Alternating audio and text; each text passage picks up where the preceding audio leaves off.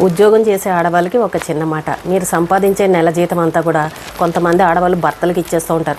ఇంట్లో అవసరాలకి ఖర్చులకి పర్వాలేదు వాడే అని చెప్పేసి వాళ్ళ అకౌంట్లో కొట్టేయడం, లేదంటే ఏ ఖర్చులు వచ్చినా సరే భార్య జీతాన్ని వాడేయడం, ఇలా చేస్తూ ఉంటారు. ఎప్పుడు కూడా ఆ పొరపాటు చేయకండి. మీకంటూ మీరు సంపాదించిన దాన్ని కొంత దాచిపెట్టుకోండి. రేపు ఏ కష్టం వస్తుందో మనకు తెలియదు. జరగరాంది ఏదైనా జరిగిందనంటే మీరు అన్యాయం అయిపోయే పరిస్థితి. కాబట్టి కొంచెం తెలివిగా ఆలోచించి మీ సంపాదనను మీరు దాచుకోండి.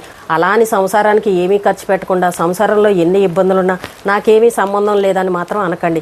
కానీ మీ భర్త సంపాదించే సంపాదనని భర్త ఎక్కడ దాస్తున్నాడు, ఎక్కడ సేవింగ్ చేస్తున్నాడు, ఏమేమి చీటీలు కడుతున్నారు, ఆయన జీతం ఎంత వస్తుంది, ఏం చేస్తున్నాడు, దేనికి ఖర్చు పెడుతున్నాడని ఇలా ప్రతి విషయాన్ని కూడా మీరు తెలుసుకోండి. మంది ఆడవాళ్ళు ఏంటంటే అన్నీ ఆయనే చూసుకుంటాడులే, ఇంట్లో ఏం కావాలన్నా తీసుకొచ్చి ఇస్తున్నారు కదా అని ఇలా మాట్లాడే వాళ్ళు కూడా ఉంటారు. అలాగే కొంతమంది మగవాళ్ళు నీకేం కావాలో చెప్పు, నేను అన్నీ తీసుకొస్తున్నాను కదా, ఈ లెక్కలన్నీ నీకెందుకని భార్యలకి ఏమీ చెప్పని మగవాళ్ళు కూడా ఉన్నారు.